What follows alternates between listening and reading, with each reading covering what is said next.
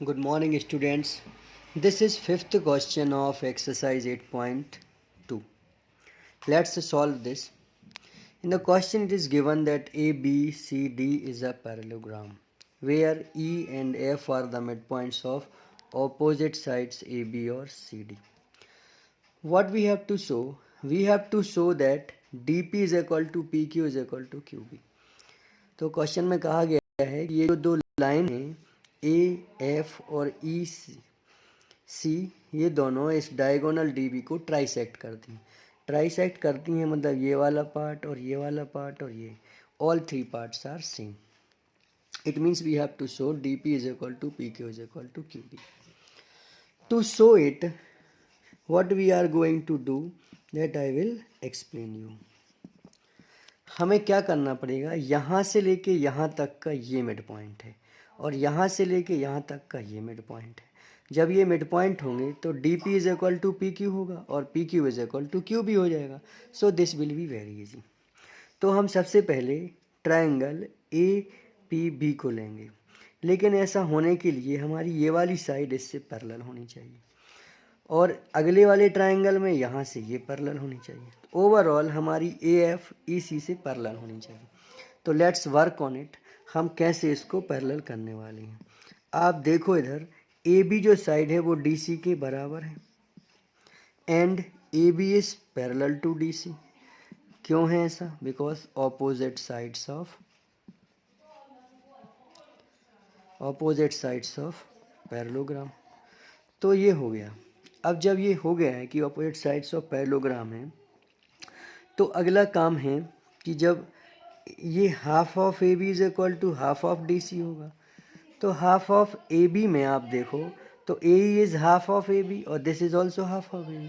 So we will take this type of part, this side part AE, that AE is equal to not DF, we will take FC.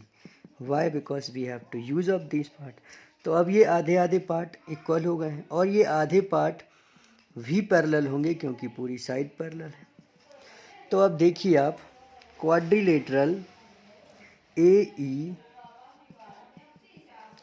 FC is a parallelogram. ये एक parallelogram है. ऐसा क्यों? Because opposite sides are equal and parallel. जब ये opposite sides equal और parallel हैं तो ये ए ई एफ सी पैरेललोग्राम, और जैसे ये पैरेललोग्राम हुआ तो A F is parallel to E C. तो ये एक साइड हैं जो दोनों एक दूसरे से पैरेलल होंगे. अब हम इनको आगे यूज करेंगे. So this is very important before this question. So write this half solution then move for remaining half part. अब हम चलते हैं आगे की तरफ. The remaining half is very easy. We will select triangle. हम कौन से ट्राइंगल सेलेक्ट करने वाले हैं? A, P और B. तो आप लिखो A, P और B. A, P और B में इस वाले ट्राइंगल में E is the mid point. तो आप लिख लो E is the mid point. तो लिख लिया मैंने E is the mid point. जैसे ही E इसका मिड पॉइंट है और ये पार्ट इससे पैरेलल है तो आप लिख लो E Q is parallel to A P. Why? Because E C is parallel to A F. हमने अभी प्रूफ किया है. जब ये लाइन इससे पैरेलल है so why the result Q is the mid point of. किसका मिड पॉइंट होगा? इस वाली साइड पी बी का. ऑफ पी बी किससे? कन्वर्स ऑफ मिड पॉइंट से. आप एक बार उसके स्टेटमेंट को पढ़ लीजिए तो थोड़ा और क्लियर हो जाएगा. So we write P Q is equal to Q B. Mark it equation 1. अब ये एक पार्ट और में हम इसको सॉल्व करेंगे. अब की बार हम दूसरे ट्राइंगल को सिलेक्ट करने वाले एंड इस बार ट्राइंगल होगा D Q C. So write again in triangle D Q सी.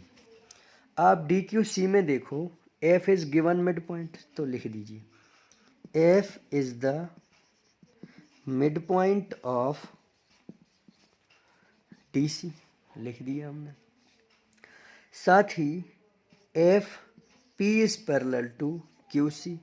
क्यों है ऐसा? क्योंकि AF is parallel to EC, क्योंकि जो AF है वो EC से पैरेलल है। तो जब ये पैरेलल है और ये इससे पैरेलल है तो हम क्या लिखेंगे? सो P is the mid point of, किसका मिड पॉइंट होगा P? DQ का, इधर से लेके इधर था। तो अब ये हो गया DP is equal to PQ। Mark it second. From first PQ we have written, so DP is equal to PQ और PQ is equal to QP। Hence proved. यही तो हमें प्रूफ करना था। So this was the way to solve this question. You write by pen and pencil, draw this picture, this figure, and then move to learn it. Thank you so much for watching it. If you really like it, please hit the like button.